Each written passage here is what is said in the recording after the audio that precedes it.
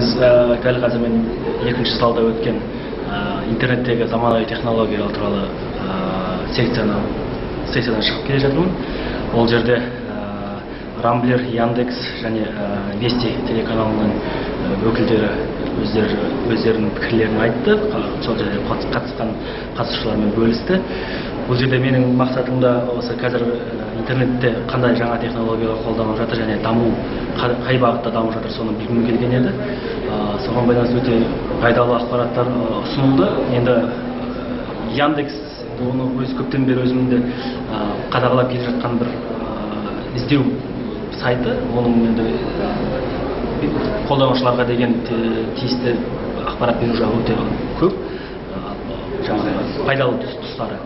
Екіншіден видео, онлайн видео сайттары, яғни қазіргі әлемде таралып жатқан YouTube сайты мысалға видео файлдар бүкіл халықпен бөлісу интернет ортамында, және оның Россиядағы бір бәсекелесі Рутуб сайты туралы. Рутубты да мен басында сол YouTube'тың Россиядағы версиясы деп ойлағанмын, бірақ ол бұрыннан бері келе жатқан сайт екен, тек атын солай YouTube'қа байланысты өзгерткен екен, қызық жағы. Қайда жаңа технологиялар деген кезде, бізде Қазақ Телеком мысалға өздері контенттерді, мысалға әлемдегі сайттардың саны көбейген сайын, олардың қолданушыларының саны, олардың қолданушылар саны да артып жатыр.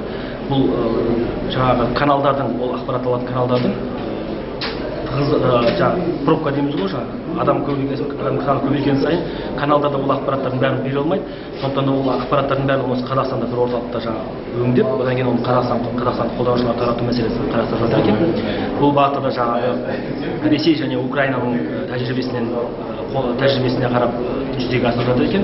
Бұл әрине мені біраз ойландырды, себебі біз 50 елдің қатарына кіреміз дегелі 1-2 жылдың төңірегінде уақыт өтті, бірақ біздің Қазақ Телеком енді сол іске жүзеге асыруға тырысып жатыр.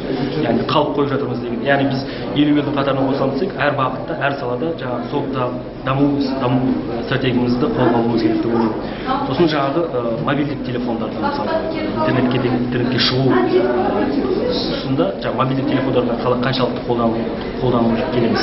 Мысалы мен өз басым бұрын көп қолданбайды, бірақ кейін кезде кішкентай телефондар арналған браузерлер пайда болғалы бері көбінесе интернетке телефон арқылы да кейде керек кезде ұялы телефон арқылы шығып тұрамын.